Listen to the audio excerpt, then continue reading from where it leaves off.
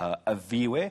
So legal questions being asked of Iqbal Sharma, and the bail application now being postponed to today. Why was that?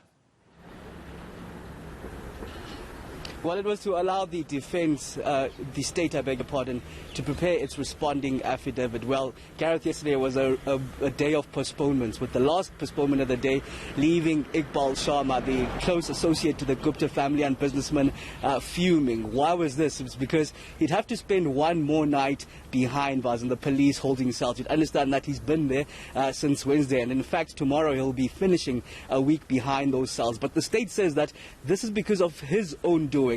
How's that so? It's because the state says that it required that affidavit from Iqbal Sharma that states why he should be released on bail in the interest of justice. That was due on the 4th of June.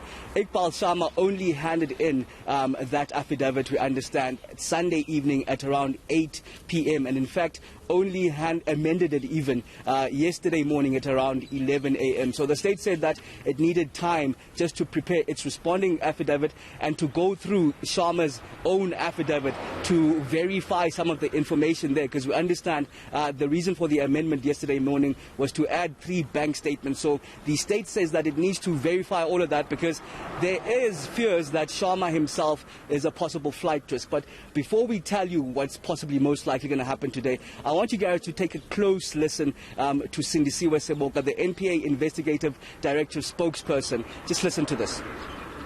We need to verify those bank statements. However, I cannot get into the details of that until those arguments are properly ventilated before the presiding magistrate. But what we can say is we're definitely opposing bail in this regard, and we're going to cite our details, our reasonings behind opposing bail. But those reasons are quite damning, to say the very least. For those that had watched our previous applications in other cases, more so the Agritzi matter, where we found various other matters and how Agritzi had then created a safe haven abroad. We're saying prepare, watch the space for what we're going to say tomorrow. Aviwe, we're going to talk about what could potentially happen in court today as far as Iqbal Sharma is concerned in his bail application. First, let me just bring our viewers up to speed. Talk to me about the bail conditions for one Peter Tabete. My understanding is that his passport has not been handed in yet. It's only going to be handed in end of the week. And you were just talking about concerns about suspects being flight risks. It doesn't make much sense, does it? Yes, given time until the 14th of June, Peter Tabete, the former HOD of the Department of Agriculture, to hand in his passport. In fact, accused number 2 and 3 yesterday did hand in those passports. We understand they were given until yesterday. Limakatso Morosi as well as Sipati Dlamini, the former also senior officials in the Department of Agriculture. But when it comes to today and what to expect, we heard there from Sindisiwe Seboka that we can expect fireworks, Gareth, in terms of what to expect in court.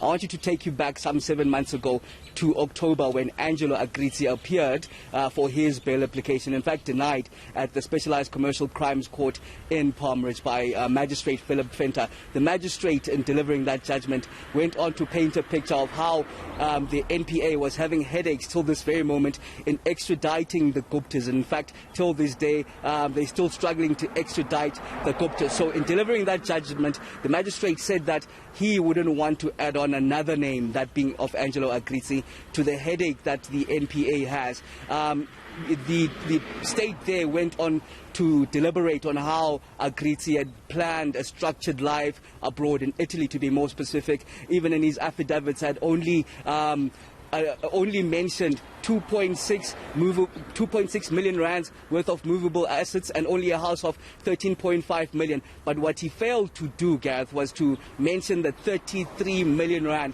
that he had already moved abroad to Italy. He had a house in Italy already, a car in Italy already, Angelo Agritzi. Some of the reasoning behind him being denied bail, in fact saying that those details were only disclosed on the day of the bail application to the state, once Grietz's team knew that the state knew about this information. So we can expect similar lines today, as we have heard from Sindisiwe Seboka, that there are close links to Angelo Grietz's matter and to Iqbal Sharma's matter. We do understand already that Iqbal Sharma, the former Transnet board member, does have businesses in the UAE. You'd understand 8 of the co-accused in this particular matter that's appearing at the Bloemfontein magistrate court are abroad already. 4 of them are 4 Gupta family members, which was mentioned by Magistrate Philip Venter back in October already. So it would be a headache to let Iqbal Sharma go, knowing well that there are extradition talks with Interpol already